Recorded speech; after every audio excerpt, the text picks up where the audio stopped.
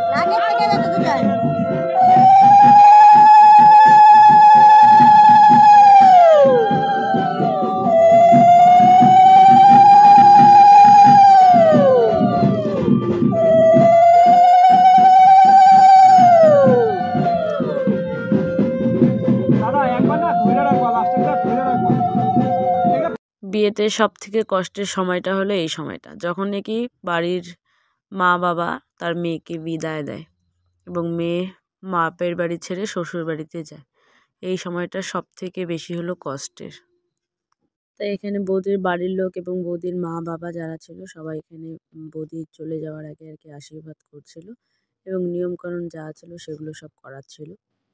যতই কষ্ট হোক না কেন, এটাই হলো সমাজের নিয়ম। মেয়েরা একবার বাপের বাড়ি থেকে শ্বশুর বাড়ি যাবেই। তো এই সময়টা সব থেকে বেশি কষ্টের থাকে মেয়েদের জীবনে।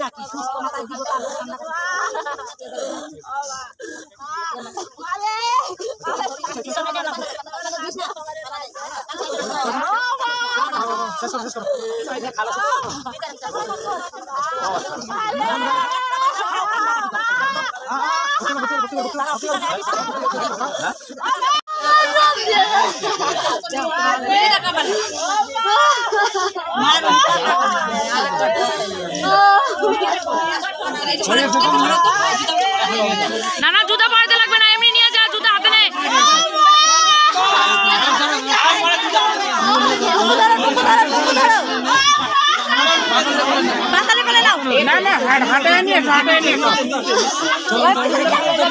তো বৌদি এদিকে কনকাঞ্জলি দেওয়ার পর এদিকে বৌদিকে এখন নিয়ে যাচ্ছে গাড়ির ওখানে, মানে গাড়িতে করে নিয়ে যাওয়া হবে। তো গাড়ির সামনে নিয়ে যাচ্ছে। তো দাদা আর বৌদি এই গাড়িতে গেল, সঙ্গে আরও কেউ ছিল, তারাও গিয়েছে। তো আমাদের বাড়িতে গিয়ে কি হয় সেটা নেক্সট ভিডিওতে দেখা হচ্ছে। টাটা সবাইকে, ভালো থেকো, সুস্থ থেকো।